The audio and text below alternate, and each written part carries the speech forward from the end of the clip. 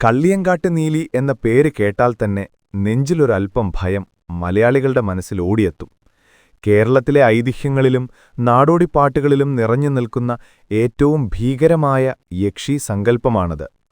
അതിമനോഹരിയായ ഒരു സ്ത്രീയുടെ രൂപത്തിൽ വശീകരിച്ച് വഴിപോക്കരായ പുരുഷന്മാരെ കൊന്ന് മാറ് പിളർന്ന് രക്തം കുടിക്കുന്ന അസാമാന്യ ശക്തിയുള്ള രക്തരക്ഷസായാണ് നീലിയെ കഥകളിൽ അവതരിപ്പിക്കുന്നത്.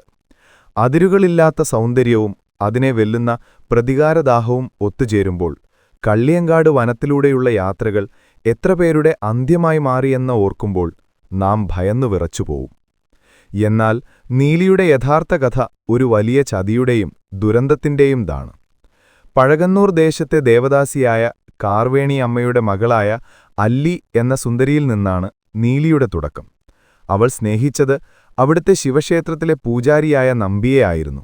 എന്നാൽ നമ്പിക്കു വേണ്ടത് അവളുടെ സ്നേഹമായിരുന്നില്ല, സമ്പത്ത് മാത്രമായിരുന്നു. ഗർഭിണിയായ അല്ലിയെ നമ്പി വഞ്ചിക്കുകയും പണത്തിനായി അവളെ ക്രൂരമായി കൊലപ്പെടുത്തുകയും ചെയ്തു. ചതിയിൽപ്പെട്ട സ്വന്തം ഭർത്താവിനാൽ കള്ളിയങ്കാട് കാട്ടിലെ കള്ളിമുൾച്ചെടികൾക്കിടയിൽ ഉപേക്ഷിക്കപ്പെട്ട ആ നിമിഷം അല്ലിയുടെ ആത്മാവിൽ പിറന്ന പ്രതികാരത്തിന്റെ തീജ്വാലയാണ് ഉഗ്രരൂപിണിയായ കള്ളിയങ്കാട്ട് നീലി. തുടർന്ന് യക്ഷിയായി മാറിയ നീലിയുടെ പ്രതികാരം ഭീകരമായിരുന്നു.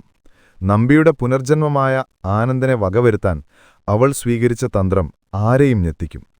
ഒരു കൊച്ചുകുഞ്ഞുമായി കരഞ്ഞുകൊണ്ട് ഭർത്താവ് ഉപേക്ഷിച്ച സ്ത്രീയായി വേഷം മാറിയാണ് അവൾ ഗ്രാമവാസികളെ കബളിപ്പിച്ചത്. അവൾ യക്ഷിയാണെന്ന ആനന്ദൻ നിലവിളിച്ചു പറഞ്ഞിട്ടും ആരും വിശ്വസിച്ചില്ല. ആ രാത്രി ഗ്രാമവാസികൾ ഉറങ്ങിക്കിടക്കുമ്പോൾ ആനന്ദന്റെ നെഞ്ചിൽ നീലി തന്റെ കൂർത്ത നഖങ്ങൾ ആഴ്ത്തി രക്തമൂറ്റി കുടിച്ചു. എങ്കിലും ഈ പ്രതികാരത്തിന്റെ അങ്ങേയറ്റം നീലി പിന്നീട് ദേവീസങ്കല്പത്തിലേക്ക് ഉയർത്തപ്പെട്ടു. നീലിയമ്മ എന്ന പേരിൽ ചിലയിടങ്ങളിൽ അവൾ ആരാധിക്കപ്പെടുന്നു. ഇന്നും പകയുടെയും അതിജീവനത്തിന്റെയും സ്ത്രീശക്തിയുടെയും പ്രതീകമായി അവൾ മലയാള മനസ്സിൽ എരിഞ്ഞു നിൽക്കുന്നു.